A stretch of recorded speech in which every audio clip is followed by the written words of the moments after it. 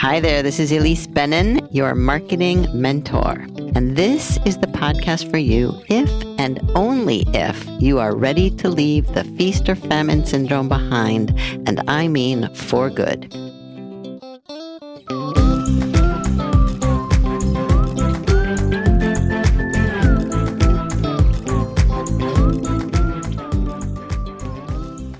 Someone wrote in the Slack channel recently for the SMP Plus program, still no clients from my LinkedIn posts. That was what they wrote. Still no clients from my LinkedIn posts. And I just felt like I have to respond to that. Can you guess why? Can you guess why they still have no clients from their LinkedIn posts also? Now, if I were to guess, I would say it's because posting is not enough. We all know that, right? Although some people seem to not know. In fact, posting, which I call high quality content marketing, or it has to be high quality content marketing, it's just one of the 3 tools in my marketing framework, the Simplest Marketing Plan. Because if you want this to work, this marketing thing, you also have to be doing the 2 other tools in what I call the acronym SMP, strategic networking and targeted outreach. And in case it slipped your mind, let me remind you exactly how it all works. These 3 tools work together so that when your best prospects, whom you've met through networking and or by reaching out to them, when they are in their time of need, they will think of you and reach out to you because they will remember you and maybe even be able to fish your email newsletter, that's content, out of their inbox quickly because you've been top of mind. And this is what I mean when I talk about marketing that works and when I talk about newsletter magic. So that said, today we are going to focus on that one tool, your high quality content, and on one of my favorite excellent examples, which is the content ecosystem that Val Roskens Tews has built for herself since she learned how to do the SMP. I hope you heard part 1 of my conversation with Val. It was episode 552, not long ago, in which Val talked about the book she wrote, The Butterfly Strategy, which is part of her content strategy, but not the whole thing, because there's so much more to Val's ecosystem than a book. In fact, the book, as I understand it, is actually a byproduct of that system. And that's why I had to bring Val back for part 2 to share how her ecosystem works so that you can build one too. By the way, we also talked about AI and ghostwriting and donuts. So listen and learn.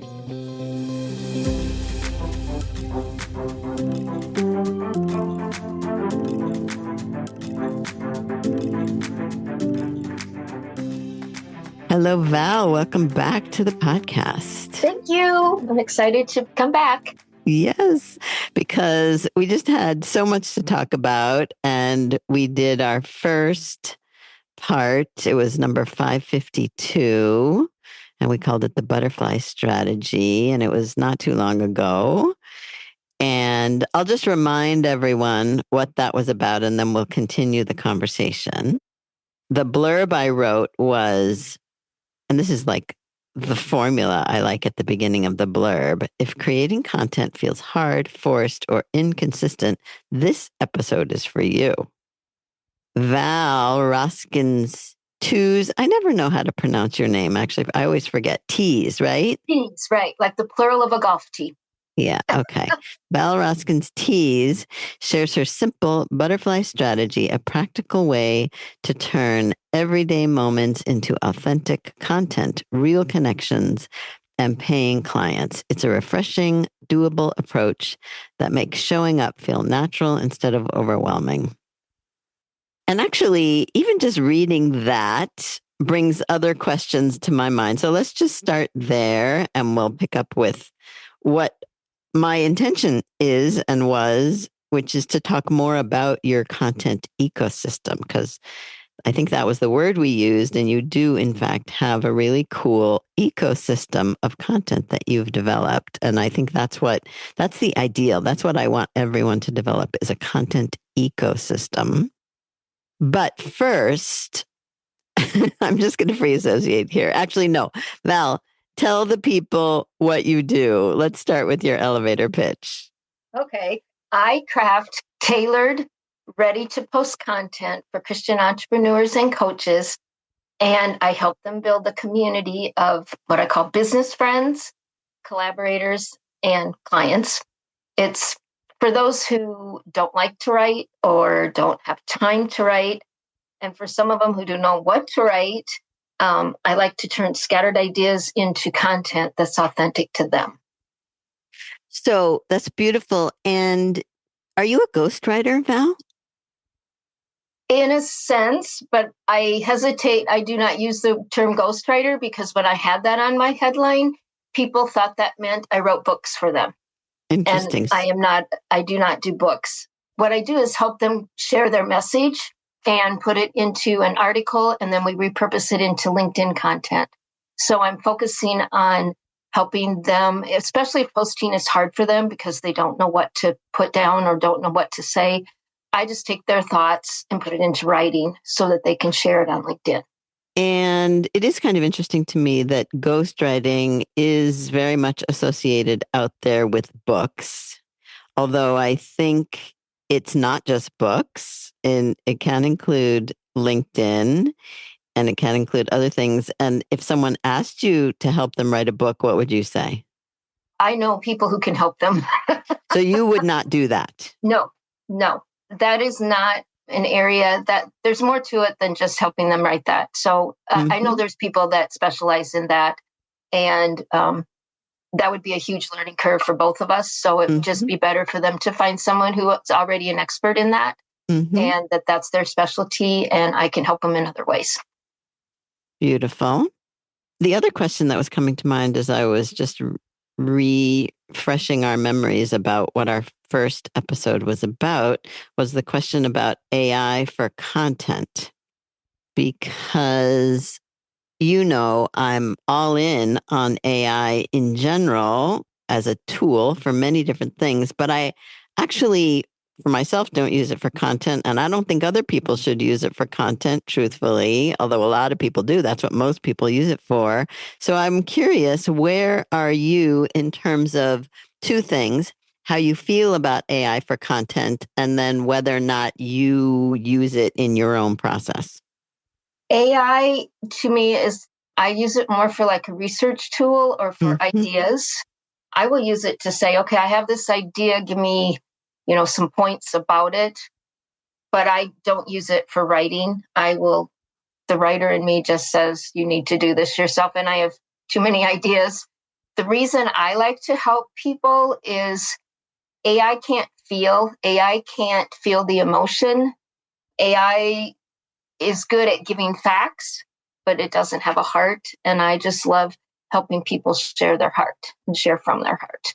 Right. And the word that we used also, and that gets bandied about quite a bit, maybe too much lately, is this word authenticity. And so are you saying AI doesn't really work if what you want is authenticity?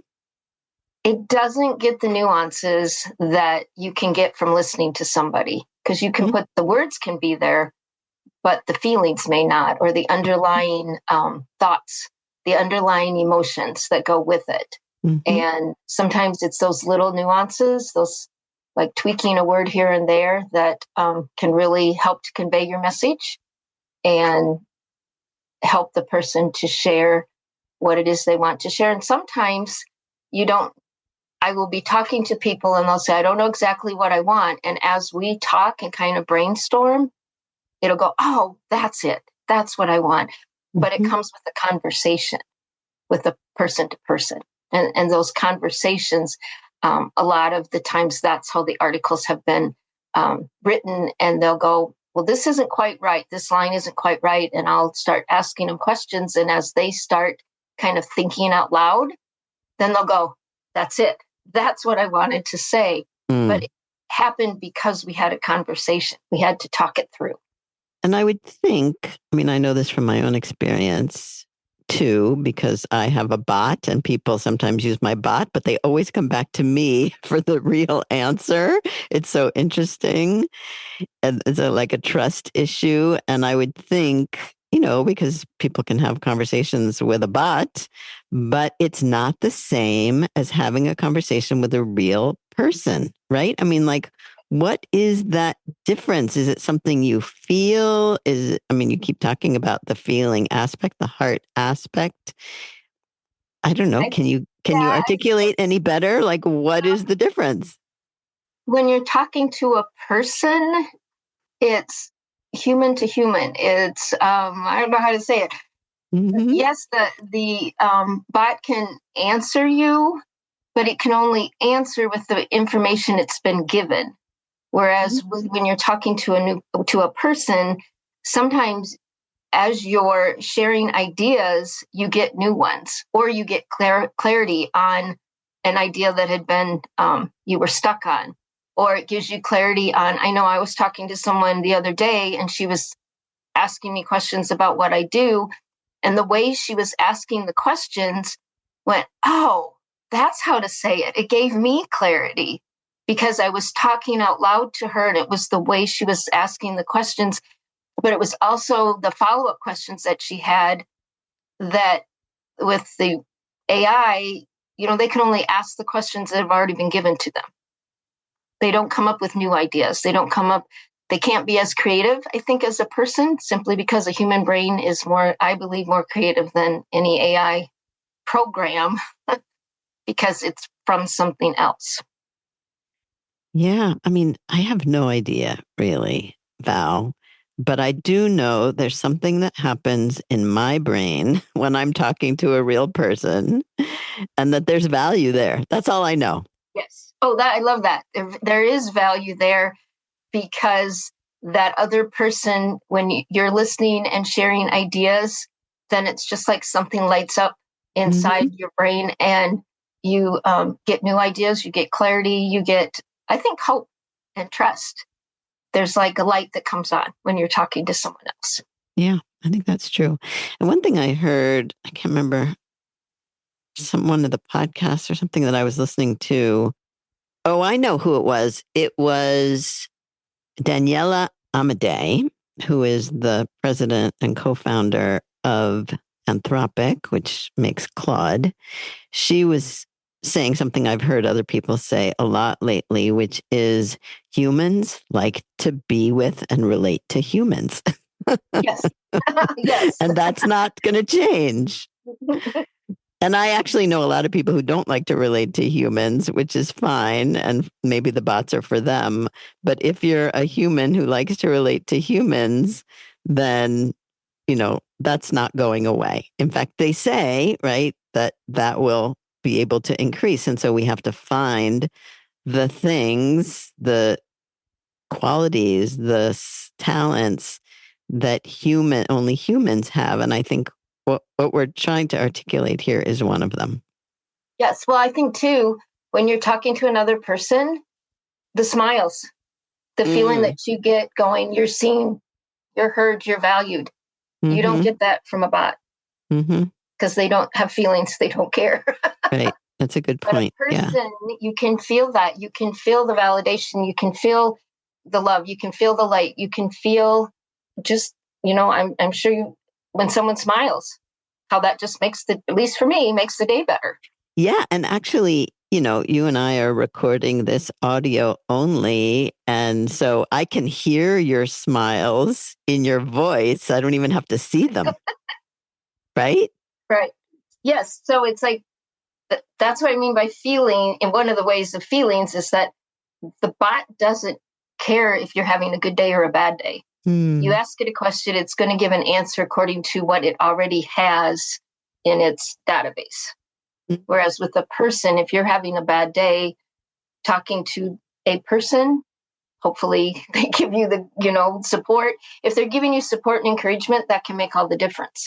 Mm-hmm. You can't get that from something that doesn't have feelings, that isn't real in that sense. Well, again, I think you can get it, but it's different because a lot of people are actually using the bots for encouragement and what they perceive as support. But I'm just saying it's different. Yes. Okay. Now that we've got that out of the way, let's talk about your ecosystem, your content ecosystem. We talked about your book, right? You Yes. aren't writing books for other people, but you did write your own book. What's it called? Yes. The Butterfly Strategy: Transform Online Connections into Community and Clients. Beautiful. Part of your ecosystem is your book, but you've got a bunch of other ways that you deliver content. So maybe start by telling us what those other ways are. Okay, so all of these I learned from you in the Simplest Marketing Plan. And again, that has helped me tremendously. And I've kind of adapted it to fit kind of As my you should. way. Yep. That's exactly what you're supposed to do with it. So I have a LinkedIn page, I have a personal page, and I have a company page. Okay. I have an email newsletter that is, I never know how to, biweekly, every other week. Is that biweekly? That is biweekly. Yes. Okay. Semi-weekly would be twice a week. Okay. Nope. Biweekly. Then every other week. When I started that, well, let me say I have a LinkedIn newsletter. That's what I started first. I started that in 3 years ago. And that was, you were saying, start a newsletter. I'm like, I don't know what to write about, what to do. And I thought, okay, I can do a LinkedIn newsletter. And I decided to do it monthly so that I could get started. And my LinkedIn newsletter is monthly. And each month I give a content creation idea. Mm-hmm. So I give a night something that I've done and go, oh, well, someone else, here's an idea of what you could do for a post. And then I started my email newsletter. And the reason I could start that is because I found an amazing VA, Kirsten Morosky, who knew the tech to do it because I did not know it. I did not want to learn it. And I write the copy, I write all the copy, and then I send it to her and she puts it into the email format. We use MailerLite. And so that is every other week. And that one, I call it my Tuesday treasure words.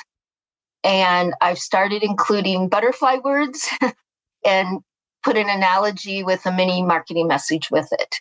And so I do use AI to say, give me some unusual butterfly words and what they mean.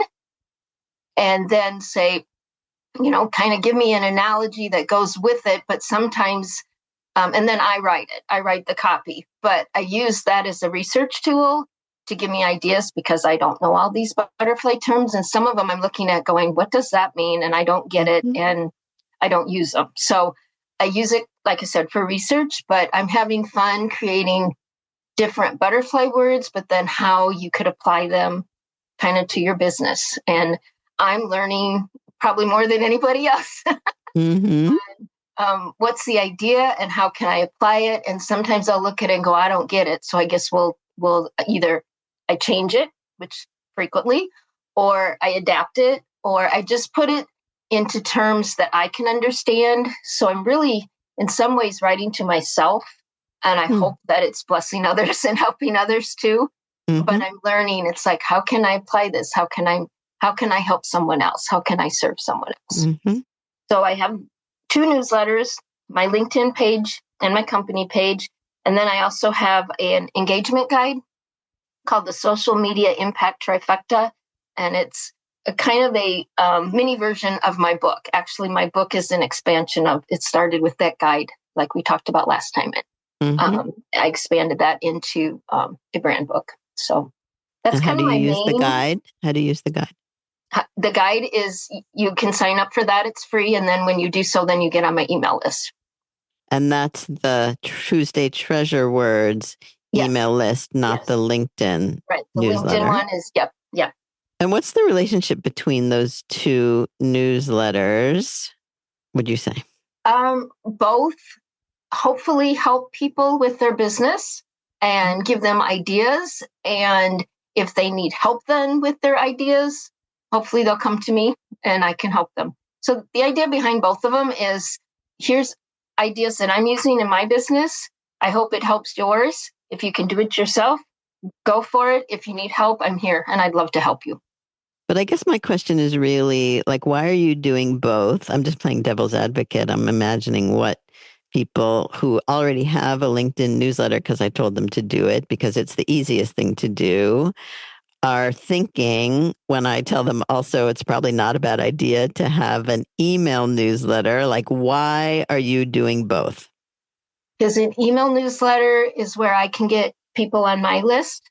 So I hope this never happens, but should I get kicked off LinkedIn, then I still will have people to write to, people to let them know everybody's heard this, LinkedIn and Facebook and all the others are rented property, whereas your email list is yours. It's also a way to experiment and try new things and try new ideas Mm-hmm. and see, how people react and if, what they say. And I use LinkedIn and now my email newsletter kind of as my writing playground, kind of like you talk about having your business be a laboratory and experiment.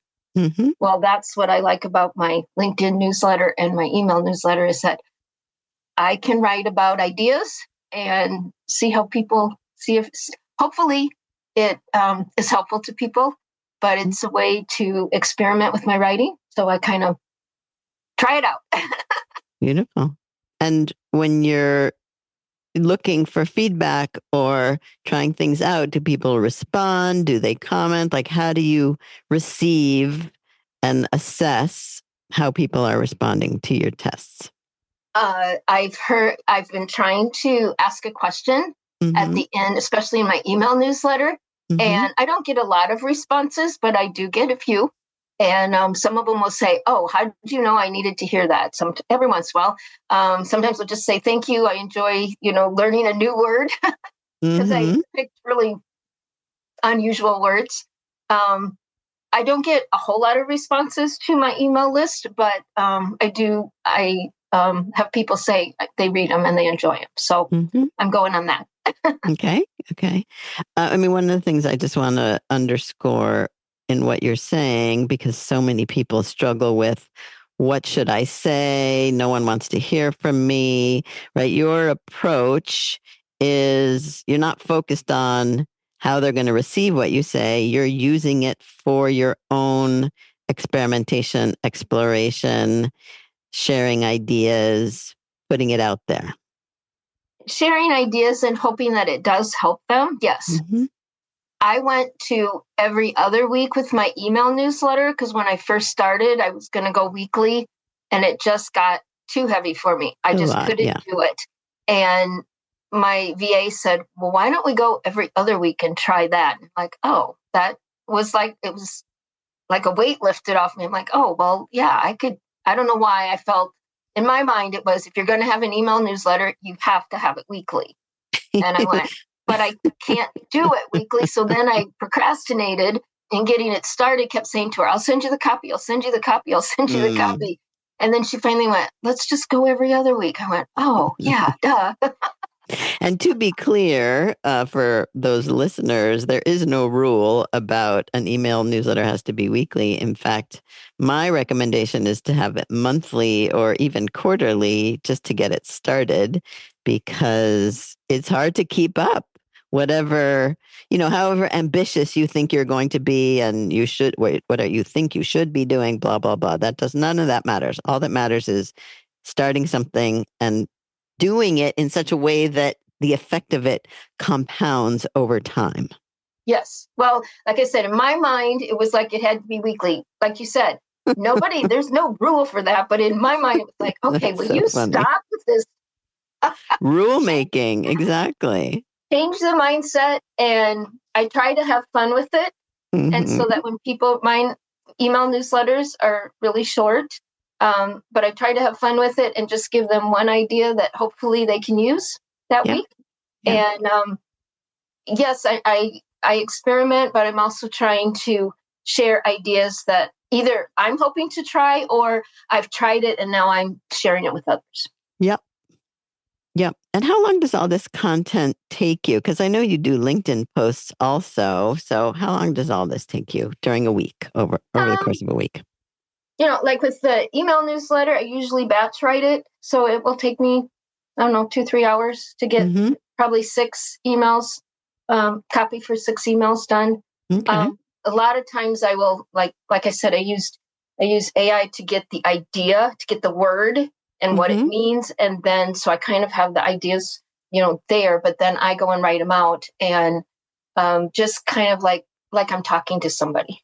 So I'm not talking. long, you're saying. I mean, No, it sounds like a lot of content, but it sounds like it doesn't take you long. I do it, like I said, I batch them. So I do like 6 at a time and I get them all ready. And then I send them to my VA and she is absolutely amazing. And she gets it all, looks nice in the newsletter and sends it out. Because otherwise I couldn't have an email newsletter because that tech just boggles my mind. And so, Zone of Genius, that's not mine. I found someone whose it is and she does fabulous. So beautiful. And then let's talk about LinkedIn comments too, because I know you do a lot of commenting. And one of the things I hear people say is, I don't know what to say. And I'm not going to say anything profound or meaningful. How do you think about your commenting? Okay, one of the best things that have helped me when I first started, and I have continued that, is I guess my best tip for that is find a post you resonate with, and if you don't know that person, pretend they're already a friend. How would you respond to the friend? And just say something that you would say to them if you were talking to them. And that has helped me a lot because actually that's how some people have become friends, actually. Yeah. Because we started commenting. I'd make a comment, they'd make a comment, and we'd go back and forth, and that started a conversation, which led to a business friendship. Not everybody, but a lot of them. That's the way it started. It started with a comment. And just, I guess I look at it, be kind, be generous with your thoughts. And if I don't have a nice comment to say, then I move on. I don't say it.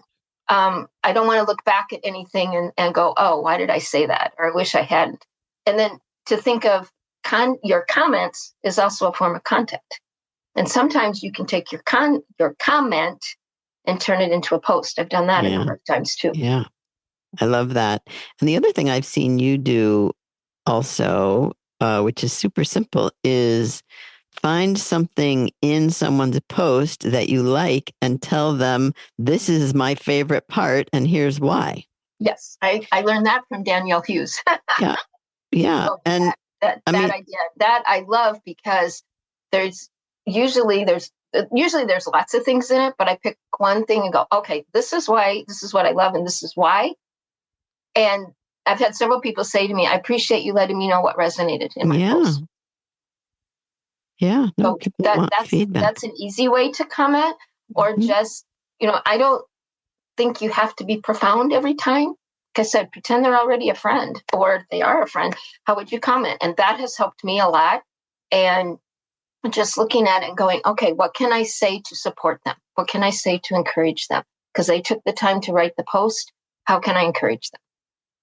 And this thing about being profound, I don't know. I just think, like everything else, it is in the eye of the beholder, in the recipients. All you can do is be genuine and be real and say something from your heart, and they will receive it, perhaps profoundly, because that's where they are on that day. Right. Or maybe they won't because that's where they are on that day, right? That's not something we can control. No. And when you make a comment, then you are telling that person, I see you, I hear you, I value you. And I think for a lot of time, that might be the post, that might be the comment. They might have, like you said, be having a bad day and they get a positive comment, and that can change the whole day for them. You never know. You never know what somebody's going through. But if you give them a positive, encouraging comment, that can make their day. Yeah, no, I think that's true. And we just have to stop trying to control everything. Just be yourself and share from your heart. Exactly. What's so hard about that? All right. Last question for you, Val, because time certainly flies. when you're having fun and when you're sharing and sharing from your heart. But I think last time we talked also about the way that ideas just come to you, because again, people really struggle with the obstacle of what can I say? And even when AI, right? You can use AI for that, for ideas, but how do ideas come to you every day?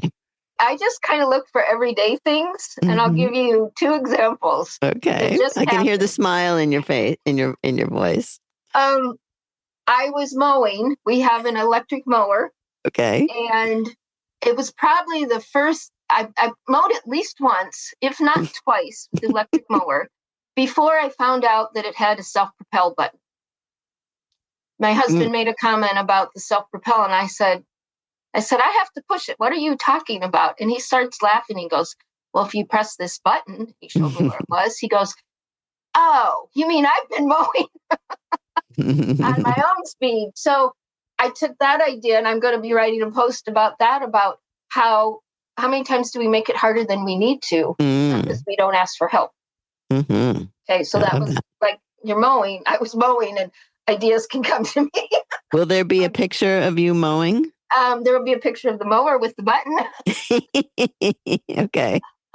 And then, like, yes, okay, so here's another example is that, well, I have written about, I got a Pampered Chef donut pan, and I Mm. wanted to make donuts. I love donuts.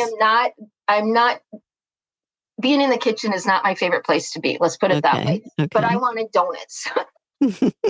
So somebody said, oh, you just get a cake mix and you put them in there. Okay, so the first time they looked like little puff balls. They didn't look like donuts. They tasted okay. So then went online and found a healthy donut recipe. The words are healthy donut recipe. I'm like, okay, so it's got to be good, right? Well, it called for self-rising flour. I didn't have self-rising flour, so I used gluten-free flour. That did not work. They came out hard as rocks, and even my husband said, give them to the birds. And he didn't say anything. So then I tried again. This time I got self-rising flour, and they came out good. So, again, the idea is sometimes substitutions work and sometimes they don't.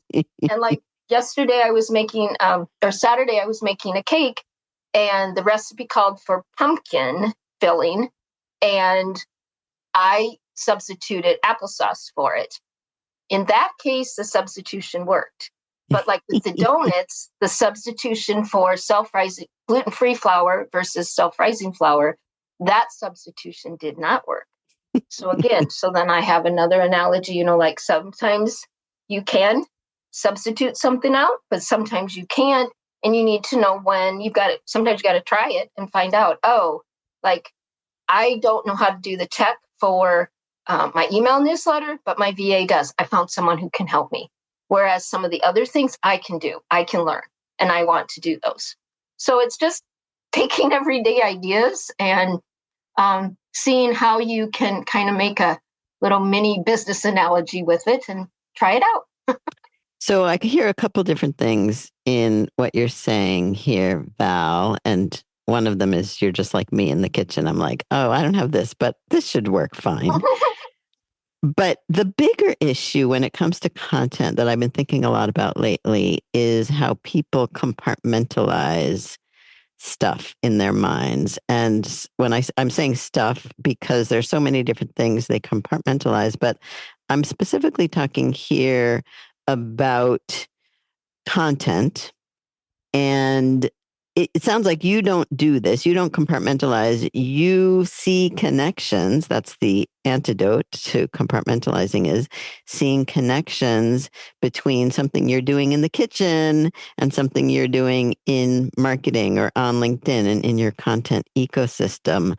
And I see people compartmentalizing their personal life from their professional life. So nothing from the personal life gets into the professional life, and maybe because they just want boundaries. But I think boundaries can become very rigid. And then what happens is you get this obstacle of, I don't know what to write about because I'm so compartmentalized in the way I think about it.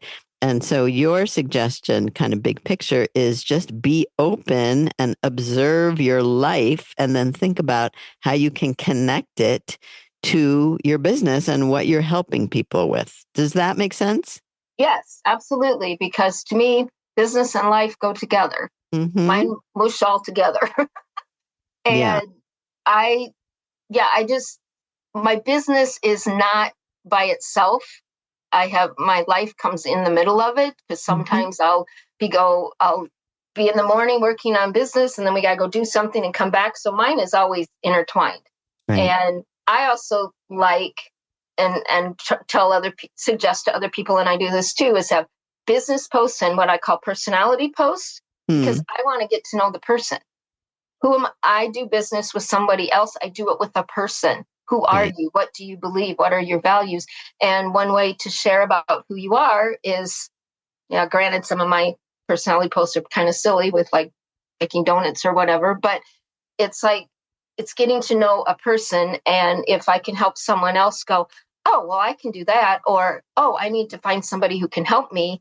To me, that's kind of the idea is focus on your zone of genius and where you need help, then outsource it in some way and find the people who can help you. And I just want to connect that up to this idea of connecting also because personality posts, what you're calling personality posts, are a nice way to connect. People think, oh, why didn't my, 10 tips get any traction? Nobody liked it. Nobody commented, but they commented on my donut post. They're not supposed to comment on my donut post because that's just the personality thing. And then they kind of write it off. But I would definitely comment on your donut post before I would comment on your 10 tips. Yep, I've had that happen many times. In Because fact, did you again, really do a people. donut post? I want to. Oh yeah, I have actually. I did three of them on the. It's been a few months. I can send you the links. It. I did three of them because it took me 3 times to figure out how to make the donuts. Yeah, no, I may have seen that too. I definitely want to comment on your donut post because Yeah. I love donuts. Yes. So and I guess I was making donuts the other day because it was National Donut Day, and I did have a donut on National Donut Day. I can't remember. It was maybe like I don't know. It was a few days ago, and my husband was laughing at me when I said, "Okay, I made the cake for the church potluck. Now I'm going to make donuts." And he just looked at me and he goes, "You didn't get your donut on National Donut Day, did you?" I said, "No, I didn't." Yes, I do remember seeing that. Okay, we're definitely going to share the links for your donut posts. Okay.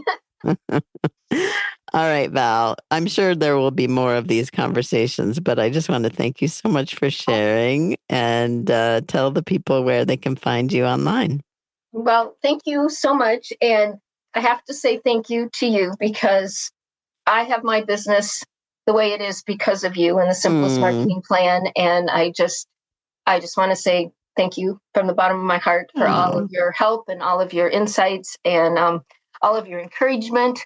I know at the beginning there were times when I'm like, I don't know how this is going to work, and you like try Mm-hmm. it, see what Mm-hmm. happens, and I've And you just did. learned to keep going and try new ideas, and also not to get upset when something Mm. doesn't work because it's like, Right. okay, that was an experiment. We'll go on. It's no big deal.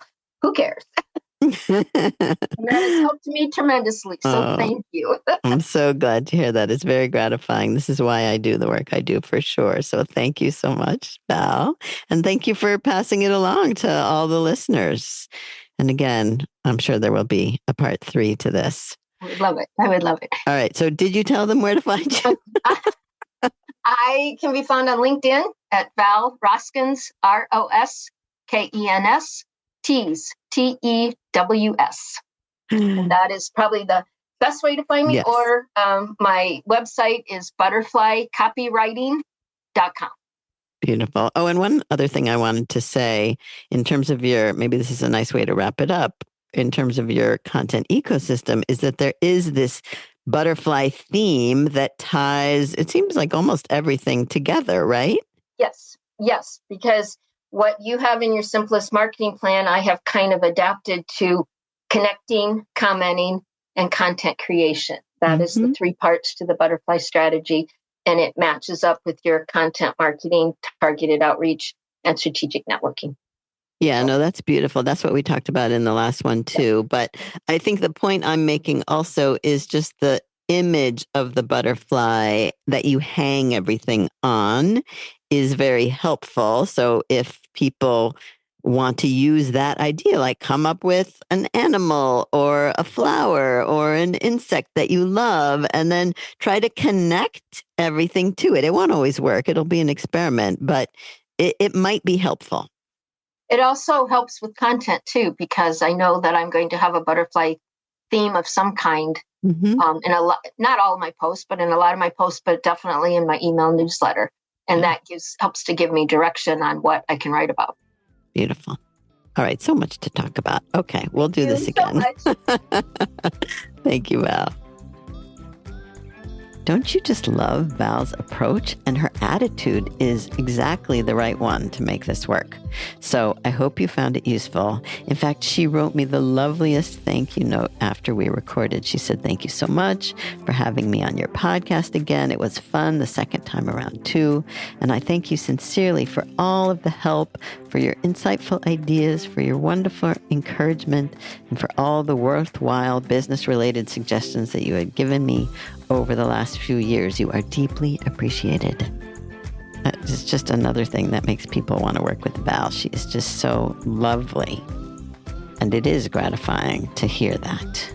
So if you want my help figuring all of this out, I hope you will take advantage of my free mentoring session. You can find that and lots more resources in the coaching section of my website, which is marketing-mentor.com. So enjoy, and I'll see you next time.